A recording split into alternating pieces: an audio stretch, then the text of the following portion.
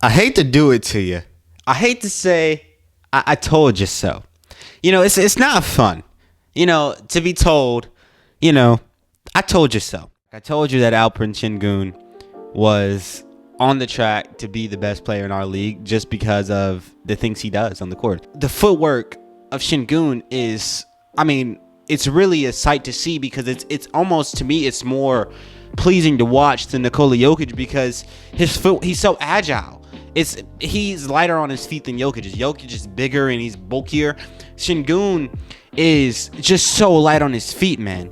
He just is able to do these things. His footwork is almost more than it reminds me of Jokic's.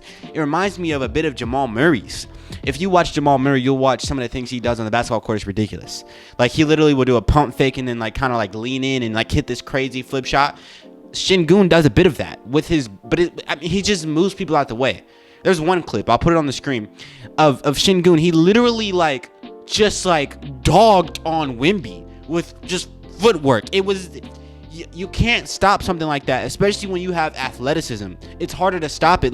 He has the hook shot, he has the flip shot like Jokic, but Sengun has this athleticism. And I compared it to Blake Griffin. This Blake Griffin athleticism. And I say Blake Griffin because it's that white boy athleticism. I'm not trying to be racist or stereotypical, but a lot of white guys don't have ups like that. You got the Mac McClungs of the world, and Blake Griffin is one of the better NBA dunkers of all time. He's a white guy. So I'm looking at Sengun and I'm saying, yeah, he's got that Blake Griffin because you wouldn't expect him to. Right? And I think last night Sengun went 2 for 3 from the 3-point line. That's really big. Most white guys are just shooters. It's been the stereotype for a while. But when you have these guys that have this footwork on the inside, these are finishers. He's not even with Jokic, you would have to consider Jokic a finisher even though he's not dunking on you with the flip shots, the paint shots, put your hands all the way above your head, just shoot a little hook shot type of thing. That's finishing. That's all a part of it, right? So Alperen, he has that in his bag. But then the athleticism on top of that puts him on a different level. The athleticism, man, we can just sit here and talk about it all day. You look at a guy like Luka, he's one of my favorite players. You look at Jokic, he's also another one of my favorite players. I like Luka considerably more than I like watching Jokic, though. You look at these guys who are, I believe, 2 top 3 players in the NBA. They don't have athleticism. Alperen has that thing that they have, that slow down, that draw contact and then go up, that behind the back pass, that pizzazz, that IQ, that way of that style of play, that European basketball refinedness. He embodies those traits, and the man can dunk. The man's actually quick. He has athleticism. What are we signing up for with Sengun, man? This man is really good, and he literally humbled Wemby. And I think that's the better part about it, because you look at Wemby, I think I saw a statistic, he was a top 3 guy in media, over searches and just, media attention, social media attention at all NBA players. Out of all NBA players, I think he's top 3. I think he was number 3. I think Steph Curry's up there. I don't know if LeBron's up there, something like that. But he's number 3. I know he's number 3. He's so hyped up. And personally, I don't even rock with Wemby that much. I think he's a superb defender. I think this guy has the most raw talent I've seen of an NBA player, in my time, being able to watch a guy come in and just have raw talent. But I'm not on the hype train with Wemby because he does not know how to play the game of basketball. Wemby will have, 25, 16, and 9 blocks, right? But he's literally being carried by his height. His 3-pointers are mediocre. His footwork's mediocre. His defense is really mediocre. He just is so tall, he's able to get blocks. I think once he gets to that next level, all he's got to do is play at the level of an all-star. If Wemby would play at the level of an all-star and use his height, his size as an advantage, he'll be a superstar, best player in the league already. Right now, if you take away his height and his size, Wemby is really just, if we're being honest, he might be a D2 level player.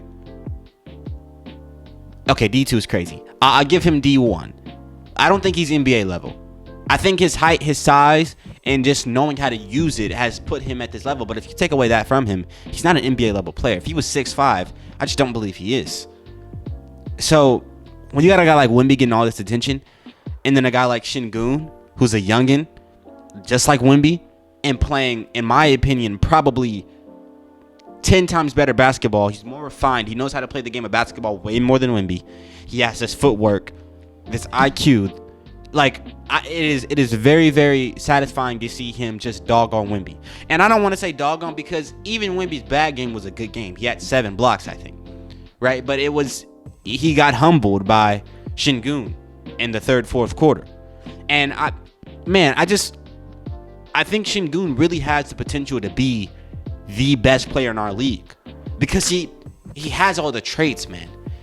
The mid-range shot, man. Like I said, man, that is the central, like, big part of a superstar Hall of Famer, like top 10 players of all time. They have that thing. Like, if you can shoot a mid-range shot at an exceptional level, like I say, it breaks the paint.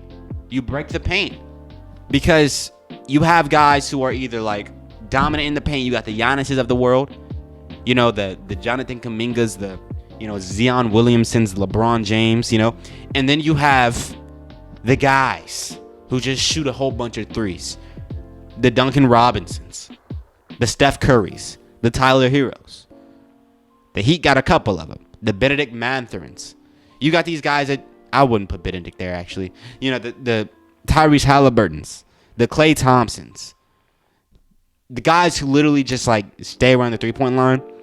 And it's, you know, I'm listing like the main guys, but then like there's a plethora of guys who do it. The Grayson Allens. Like, every team has a couple players who literally just shoot threes. Every team. So, to be honest, man, when you got a guy that can shoot the mid-range shot at an exceptional level, I think it just, because if you can shoot the three, you know, average, you're in the paint, average, but you got a mid-range shot, it puts you at like SGA level. Like, the mid-range shot, man, people don't talk about it a lot, but when you can shoot the mid-range shot, you're setting yourself up to be a superstar. And you have people who can only shoot threes, kind of mediocre. You have people who can only finish, kind of mediocre. Those guys aren't, you know, most of those guys don't make it in the league. You have a guy that can only shoot mid-range shots, like a Marcus Morris, a Sean Livingston. Those guys, they make it in our league. There's a reason.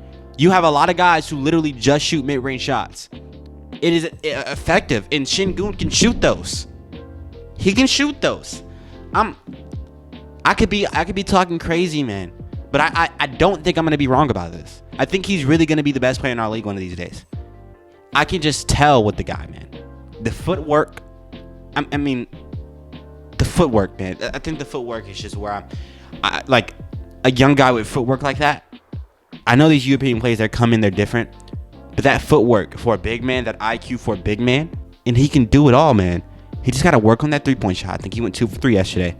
If he just works on that 3-point shot, man, like if he becomes like Cat on the 3-point line, I think he's already a better player than Cat. Am I crazy? I think he's better than Cat. I think he's better than Bam Adebayo.